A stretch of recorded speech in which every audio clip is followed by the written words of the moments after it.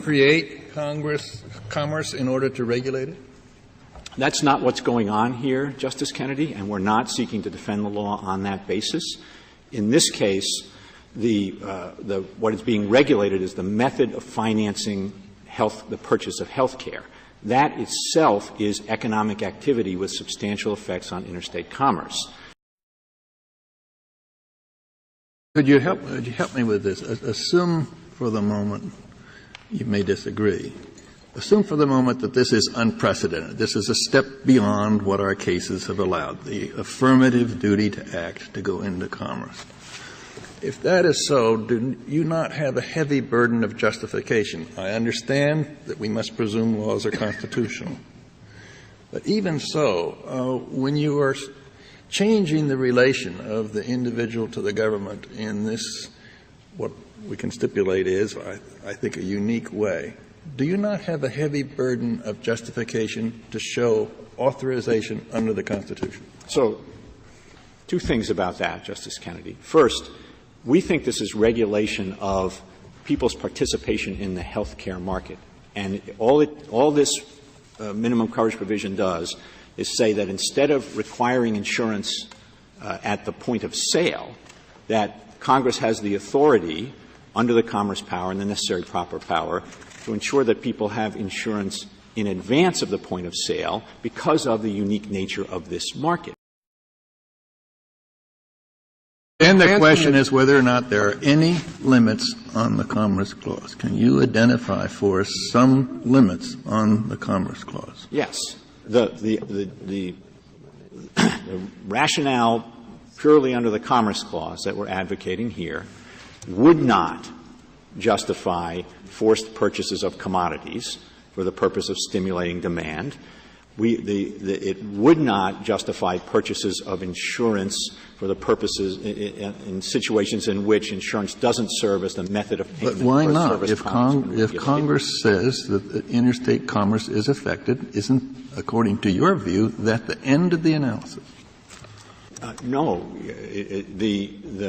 We think that the difference between those situations and this situation is that in those situations, Your Honor, Congress would be moving to create commerce. Here, Congress is regulating existing commerce, economic activity that is already going on, people's participation in the healthcare market.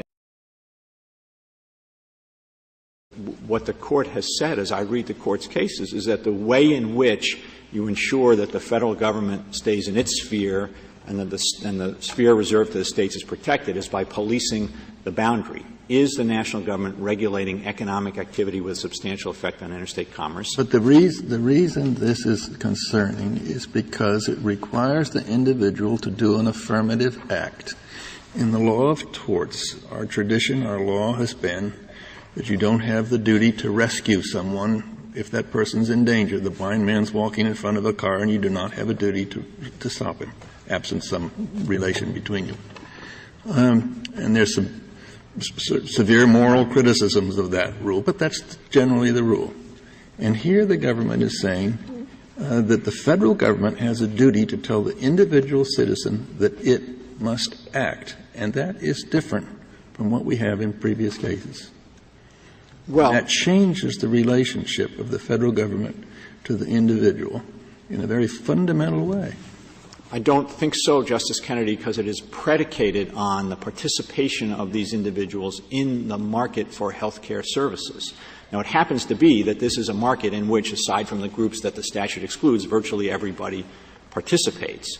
But it is a regulation of their participation in that market.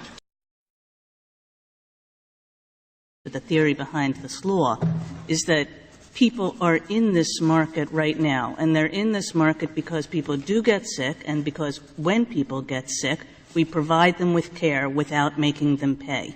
And it would be different, if you were up here saying, I represent a class of Christian Scientists, then you might be able to say, look, why are they bothering me?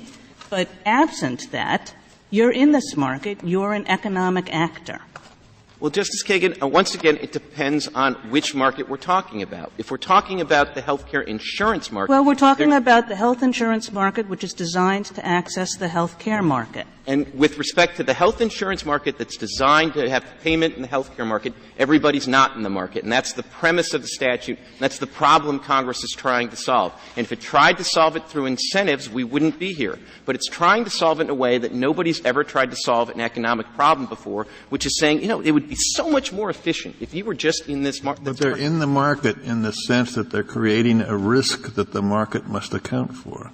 Well, Justice Kennedy, I don't think that's right, certainly in any way that distinguishes this from any other context. When I'm sitting in my house deciding I'm not going to buy a car, I am causing the labor market in Detroit to go south. I am causing maybe somebody to lose their job and for everybody to have to pay for it under welfare. So the cost shifting that the government tries to uniquely associate with this market, it's everywhere. It is clear that the failure to buy health insurance doesn't affect anyone. Defaulting on your payments to your health care provider does. Congress chose, for whatever reason, not to regulate the harmful activity of defaulting on your health care provider. They used the 20% or whoever among the uninsured as a leverage to regulate the 100% of the uninsured. I agree. I agree that that's what's happening here. Okay. And the government tells us that's because the insurance market is unique, and in the next case it'll say the next market is unique. But I think it is true that if most questions in life are matters of degree, in the insurance and health care world, both markets, stipulate two markets, the young person who's uninsured is uniquely, proximately very close to affecting the rates of insurance and the cost of providing medical care in a way that is not true in other industries. That's my concern in the case.